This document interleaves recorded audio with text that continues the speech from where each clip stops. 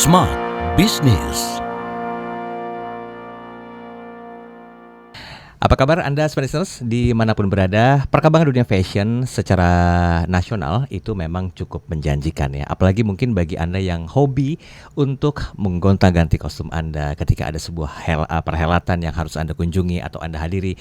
Ternyata itu identik dengan kekayaan dan keberagaman Indonesia. Yuk kita bahas di podcast kali ini bersama dengan seorang fashion designer, Yurita Puji. Bagaimanakah maximizing Indonesian heritage? Halo, apa kabar Mbak? Pagi ya. Sehat. Sehat. Macet nggak sini tadi? Enggak, deket. Lancar ya. Lancar, alhamdulillah. Ini selancar dari perkembangan dunia fashion nggak sih di Indonesia? Enggak. Aduh, kenapa kok bisa enggak? Sekarang kan lagi modelnya ini ya, apa namanya, globalisasi ya. Jadi produk luar itu yang masuk ke Indonesia benar-benar kenceng banget ya kan, dengan harga yang super kompetitif. Jadi ya memang produk lokal itu bersaingnya emang harus super kreatif dan sebagainya ya untuk bisa bersaing dengan pasar global sih. Jadi sebetulnya tantangannya itu bukan dari dalam ya? Bukan, Dari kita luar. punya kualitas super bagus sih sebenarnya. Cuman masalahnya karena masalah pricing juga ya kan. Begitu banyak orang Indonesia juga banyak banget orang yang ngambil barang dari luar kan, kayak Just Tip dan sebagainya. Sebenarnya kan tuh menghancurkan pasar lokal kan. Oh, oke. Gitu. Walaupun itu menjadi sebuah profesi tersendiri dan juga ladang cuan baru ya. Ya cuan baru tapi regulasinya harusnya ada dong, ya nggak sih? Ini udah buka keluh kesah nih Ya, hari betul. ini. Oke, di podcast Smart Business kali ini Mbak, kan kita tahu sendiri ya bahwa kekayaan keberagaman fashion di Indonesia itu kan sangat menjanjikan, bahkan dunia pun kenal. Tapi untuk go global kayaknya kok sulit gitu. Nah, ini dari sosok fashion designer, apa sih penyebabnya? Oke, kebetulan kan saya udah pernah ya keliling dunia lah ya untuk melihat market dan sebagainya, dan promosi juga kain kita gitu ya. Termasuk saya bukan ngomongin mempromosi produk saya atau mempromosikan desain saya lebih mempromosikan kainnya gitu. Berharap mass product yang di luar itu akan bisa ngambil bahan dari Indonesia. Jadi targetnya sebenarnya lebih ke itu gitu kan. Karena kan kalau kita lihat brand-brand di luar yang mass product ya, itu banyak kita lihat itu made in Bangladesh, made in China ya kan. Gak ada made in Indonesia gitu loh ya kan. Nah, target saya sih waktu saya keliling dunia itu saya targetin kalau misalnya bisa aja brand-brand tertentu, misalnya boleh sebut brand gak sih? Boleh. Boleh, misalnya Zara lah atau Uniqlo, whatever apapun, dia akhirnya bisa produksi massal, pasaran ke luar negeri semua, ke seluruh dunia, tapi pakai kain dari Indonesia.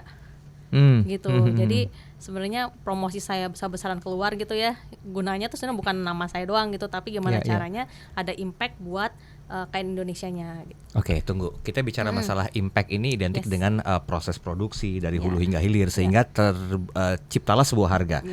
Bener gak sih sebenarnya harga-harga kain di Indonesia itu terbilang sangat mahal sehingga itu menjadi sebuah kendala, dan saking menjadi kendalanya dilempar keluar, di brand lagi oleh negara lain, dilempar ke Indonesia lagi, jadi harga mahal Nah, ini faktanya bagaimana? Oke, kalau ngomong harga yang mahal itu relatif ya. Kita ngomong mahal kan ya tergantung kita mau nempaknya market yang mana kan. Tapi kalau kita lihat proses produksinya yang super panjang ya kan, sebenarnya saya waktu itu pernah show di London Fashion Week, itu mereka tuh pakai bahan tenun juga. Kita ngomongnya woven ya. Ya kan, waktu itu saya keluarin tenun Lombok, mereka keluarin tenun Afrika kan.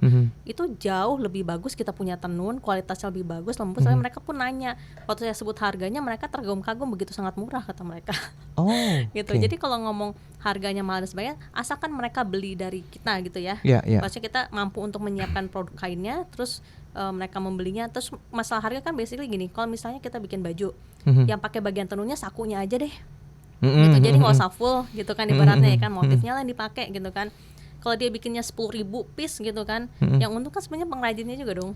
Ya nggak, jadi nggak usah harus sebaju. Kalau sebaju otomatis ya iya jadi mahal ya kan. Tapi kalau misalnya kalau ya itu balik lagi ke desainernya ya kan. Kalau dia pakai hanya ujung tangan ya kan, itu ya why not sih kalau saya bilang gitu. Tapi gini Mbak, nama besar desainer itu berpengaruh nggak terhadap suatu kualitas produk, khususnya kainnya atau wastra ya?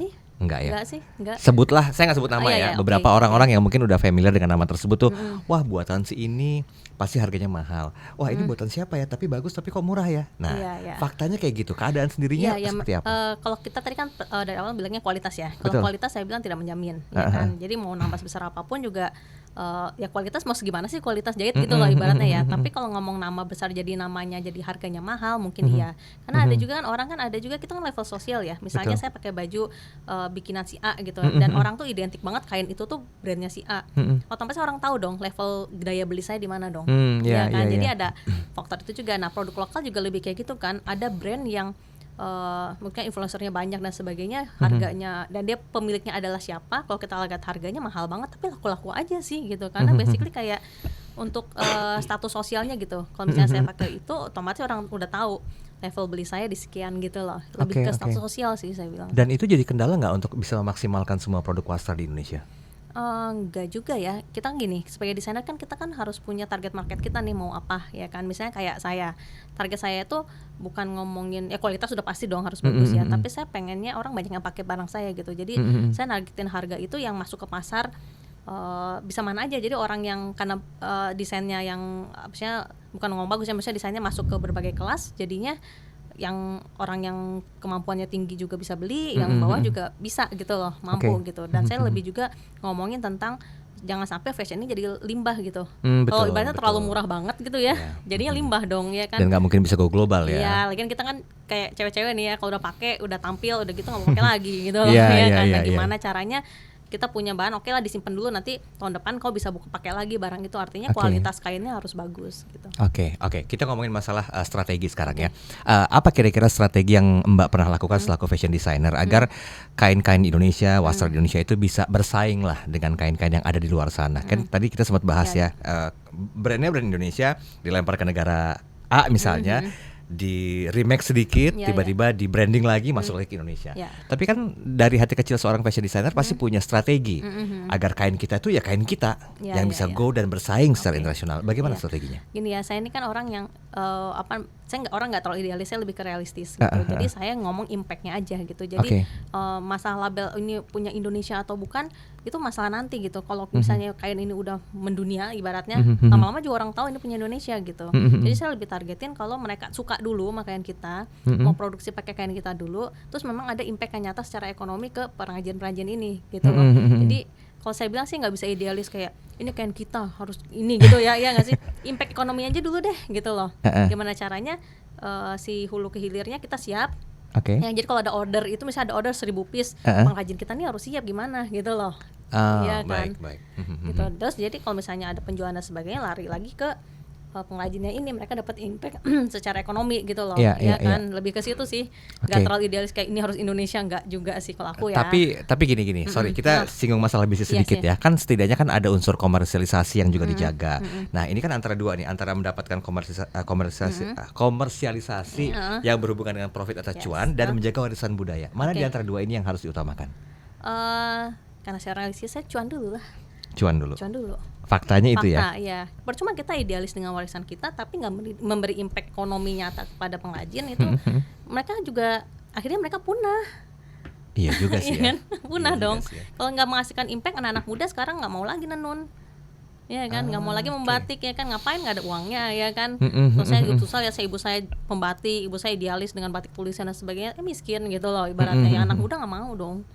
Gitu. Jadi saya mikir kenain dulu ke impact keuangannya dulu ya kan. Dari situ dia merasa itu adalah pekerjaan yang layak untuk dia kerjain, dari situ warisan itu akan terus terjaga kalau nggak hilang. Gitu. Berarti kalau diparetokan secara persentase berapa persenkah untuk warisan budaya, berapa persen untuk komersialisasi? Ini pandangan saya ya, jadi pro kontra lah pasti. Iya. Ini kita disclaimer dulu ya. Disclaimer.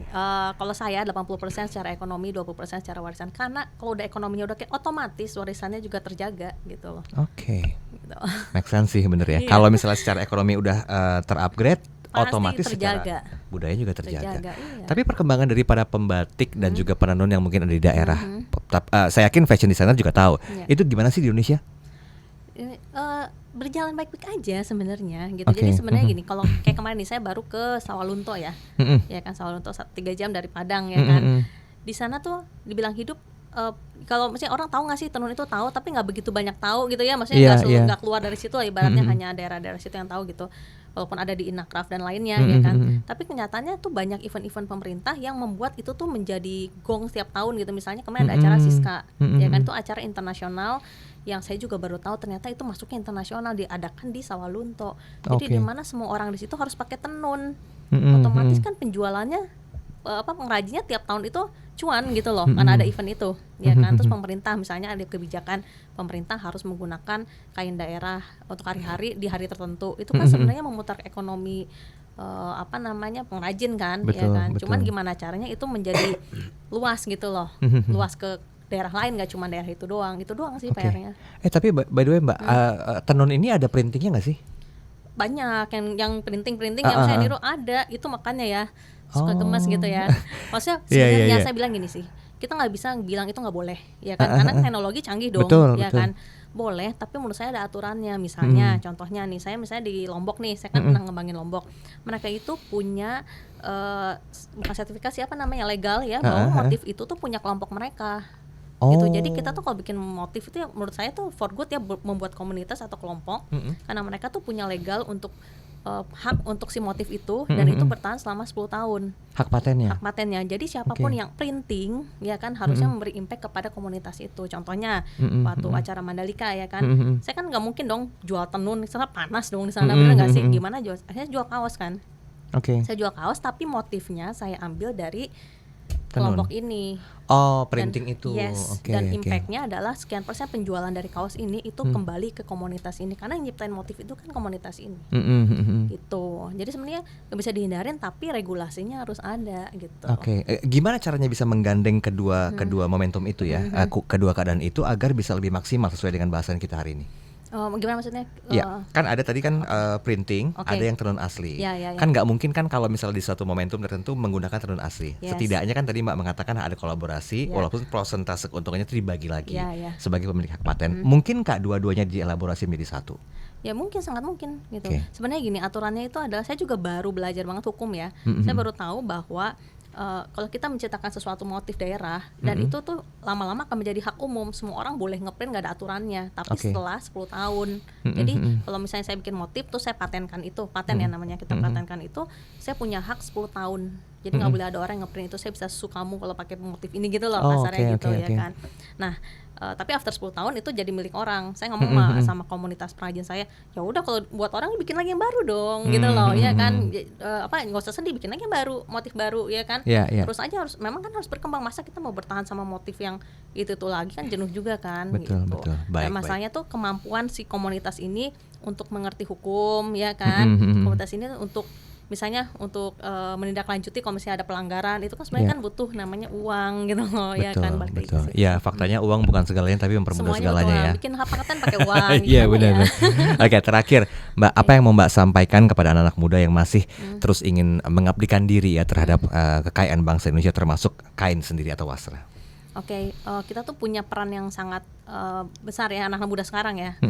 Maksudnya mungkin seumuran anak-anak saya ya, mereka kan aktif di sosial media ya. Betul. Please manfaatin itu deh gitu, buat setidaknya melakukan sesuatu hal yang baik buat Indonesia ya. Ya. Karena mungkin yang macam-macam, nggak cuma ngomongin kain ya, misalnya ada kerajinan mana apapun lah, musik ya kan, yang ngasih tahu kalau ini tuh kita loh, punya kita loh. Ya gimana orang tahu itu punya kita kalau yang nyanyiin orang luar ya. Ya, Lama-lama betul. kita kan gini, kalau udah dipakai luar baru kita bilang itu punya kita loh, gitu kan. Padahal kita sendiri nggak pernah nyanyiin lagu itu atau gitu kan, atau Ya, nggak ya, pernah pakai kain itu gitu loh, ya kan. Jadi anak-anak muda sekarang tuh sebenarnya punya kontribusi yang besar sih. Ya, Secara mereka kreatif ya, betul. luar betul. biasa sih. Cuma tantangannya mungkin bagaimana mempertahankan eksistensi kebudayaan kita yang asli dengan kemajuan teknologi itu ya. Iya, betul. Oke, baik, Mbak, makasih ya. Ya. Oke, sebenarnya banyak hal yang sudah disampaikan oleh fashion designer kita hari ini di program podcast bisnis. Tapi mungkin banyak hal yang perlu dipertimbangkan. Seperti satu, menyeimbangkan bagaimanakah secara keekonomian juga harus didapatkan profit atau cuannya. Tapi lihat sumbernya atau source-nya ini juga harus diseimbangkan. Semoga bermanfaat. Saya Daryl Adam, sampai jumpa. Smart Business. Lead you better.